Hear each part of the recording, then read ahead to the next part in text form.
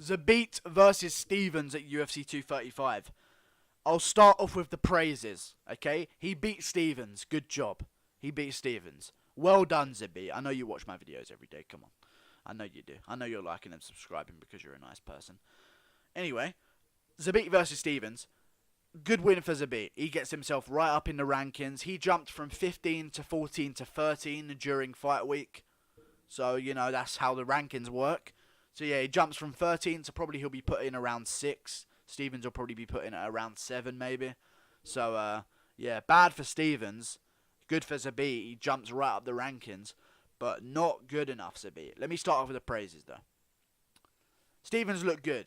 I think he could have gone either way, but I gave it to Zabit. The first round was kind of close, but when you look at the stats, Zabit outstruck him, so you have to give Zabit the first round. You give Zabit the second round. You give Stevens the third round, in my opinion. Zabit controls the range really well. He mixes up strikes. He's like a Swiss Army knife. He can throw anything. You know, he has every strike in the book, pretty much. I feel Stevens is a bit more one-dimensional in his approach. You know, he's very hard-headed. He comes forward. He's very tough, very durable. But he comes forward. He has a leg kick to the calf. Brutal leg kick he has. And he also has like an overhand right and a spinning back fist. Someone just commented. He has an overhand right and a spinning back fist. He's so right-hand heavy that when he backs up Zabit to the cage, if Zabit circles right, he's throwing the overhand. If Zabit circles left, he's spinning with a back fist. That's how right-hand heavy he is. And Zabit eventually, in the second round, just got the read for it. You know, he knows that, like, these are the 3 moves that Jeremy Stevens going to throw at me. This is what I've got to do. You know, it's pretty easy to read. But then again, not good enough from Zabit. The narrative, I'm saying not good enough. He beat Jeremy Stevens. Well done. But the narrative going into this fight was that Zabit is the second coming of Jesus. Say what you want if I'm making it up. The narrative was, this guy's going to be champion, it's just a matter of time. I don't see him becoming champion of the division. I really don't. I see a lot of guys in the top 4 giving him a lot of fucking problems. I see Aldo fucking murdering him. I see Ortega giving him a run for his money. I see Volkanovski fucking obliterating him. And Frankie Edgar, he won't fight Frankie because they're teammates. So, I mean, the guy next for him maybe is Renato Moicano. That's the only name I can think of that would be a winnable matchup for him. And even then, that's a big ask. He did it. He had a great performance. He beat Jeremy Stevens. You know, I can't take that away from him. But the narrative going in for this, even Zabit said it himself in the build-up. In the promo they showed before the guys walked out, Zabit was shown saying, with a win over Stevens, I'm going to prove myself as the best featherweight in the world. Okay. Zabit, I know you want to prove yourself as the best featherweight in the world with a win over Stevens. Stevens isn't the fucking champion, okay?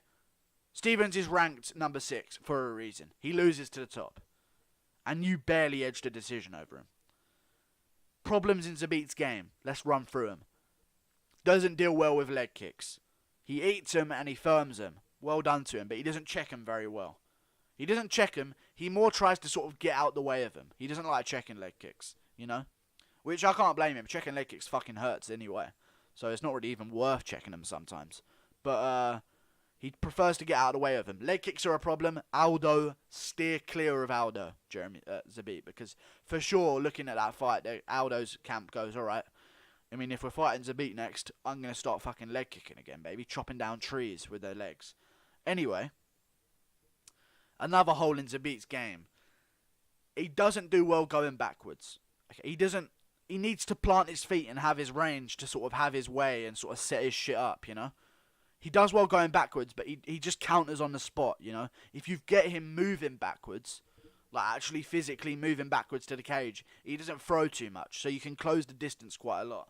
And for the bigger guy, he does back up quite a bit. He's supposed to be the physically imposing, you know, the bully. He looks in another weight class to these guys, but, you know, he's moving backwards quite a bit. Another flaw in Zabit's game that we realised.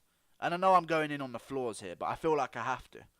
Because that's what we're looking for in Zabit. We're looking for flaws, and the flaws have presented themselves. He doesn't have knockout power. Okay? I know he has knockouts in the UFC, but they're TKOs. He kind of just wears on guys to get the finish. He doesn't have outstanding power, even in his kicks. I mean, he threw a spinning roundhouse on Stevens. Stevens just eats it. He threw a beautiful head kick that landed. Stevens just eats it. And obviously Stevens has got a great chin, so, that's a factor, of course. But not staggering knockout power that we're seeing from Zabit. Another thing from Zabit. Flashy techniques are good. But they're only good because they come at random times and they come out of the blue and you don't throw them too much. Because of the element of surprise. The whole point of a flashy technique is the element of surprise. But when Zabit's going for spinning back fists every other exchange, you start to read that. He's spinning. Pull counter. Bang. Straight down the pipe. You start to read these flashy techniques. The whole point of a flashy technique like that is the unexpected. Where's it going to come from? Is he going to use it this fight? I don't know. He didn't use it last fight. Is he going to use it here? You want to catch guys off guard with it. But Zabit throws it like a jab. And eventually you start to make that read and start reading it like a jab. You know what I'm saying? And also, he tries that outside trip on Stevens. It doesn't work. Zabit's wrestling's very good. Very good. He controlled Steven when he went for a takedown. But again, I feel like his takedowns are the element of surprise. When Zabit does this, he'll like signal to the crowd like he's going to brawl and like he's calling his knockout or something. He did it against Karl Bochniak. At the end of the second round, they were brawling a bit. He went like this, like he's going to knock him out. Shoots for a takedown straight away. Does it this fight as well. Stevens and him are brawling at the end of the round. Zabit does this, like he's going to knock him out. Shoots for a takedown straight after. The element of surprise in his takedowns is good. Very good. Stevens showed some defense. In the second round, he got smothered a bit. He just got thrown about a little bit. But he got back to his feet. He showed good resolve to get back to his feet and sort of stay patient on the ground. Stevens is a savage, obviously. I'm not taking any... I just feel like I have to analyse Zabit's weaknesses. Because before this, there were none. We didn't see any weakness in Zabit. In Karl Bochniak, he showed some weakness, but he broke his hand in that fight. So that obviously plays a huge factor, and you can't look too much into it. Another weakness we've seen from Zabit, one of the biggest ones there is, he seems to be very conscious of the clock in the third round. I'm not saying he gasses, but he seems to stare at that clock a lot in the third round, that is. Like, he really does. Like, he'll look up at the clock at 2 minutes. Oh, 2 minutes, fuck. 3 minutes in. 2 minutes left. Okay, cool. Like, he's very conscious of the clock, and he slows down rapidly in the third round because Stevens had his way with Zabit in the third round. Landed some good leg kicks, landed a good overhand at one point, landed a good left hook to the body, left hook up top, landed a wing-in shot to the body. Stevens won the first round comfortably, very comfortably.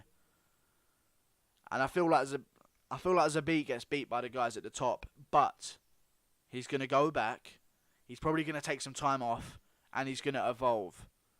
But one thing I'd say to Zabit's camp to try and avoid getting him, if they offer him a fight night and it's a 5-round fight, and they offer him, alright, we're going to do 5 rounds for you guys. Maybe it's the weight cut that's a factor.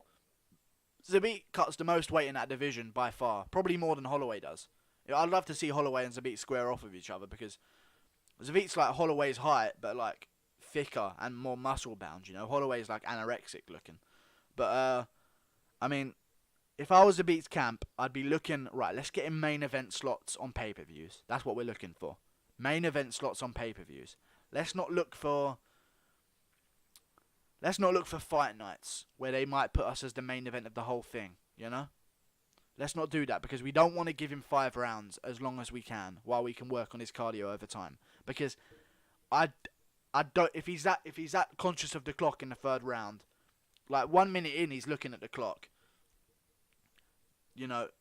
5 rounds are going to be rough. Especially with some of the guys, the endurance in that weight class. Brian Ortega never gets tired.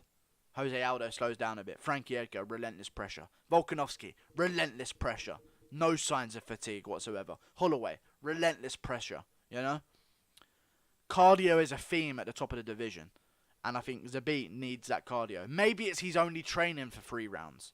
I could be wrong. Just giving you guys my opinion on the fight. Good performance though. I don't want to see him rushed into some of the top contenders yet, because I feel like he's promising. He's very promising, and I feel like they could do one of two things. They could give him Renato Moicano and let Yair Rodriguez get his own fight at the top with Cub Swanson. I'm assuming that would be a great fight. Yair Rodriguez versus Cub Swanson, 2 strikers going at it. Phenomenal fight. And they give Zabit versus Moicano. Great stuff. Or we cut to the chase and we do Yair versus Zabit now. Let me know what you guys think should be done in the comments. Like and subscribe. Thanks for everyone who watched the live stream. Good fucking shit. Good fight, though. Good fight, but, you know, with the narrative coming in that Zabit was the second coming of Jesus Christ, or the second coming of Abraham Lincoln, shall we say, not the most impressive. I just gave my criticisms. Don't hate on me too much. I felt like the criticisms were needed because no one else is going to say them. Everyone's going to say, yeah, you look good, but, you know, sometimes the criticisms have to be heard. Thanks for watching.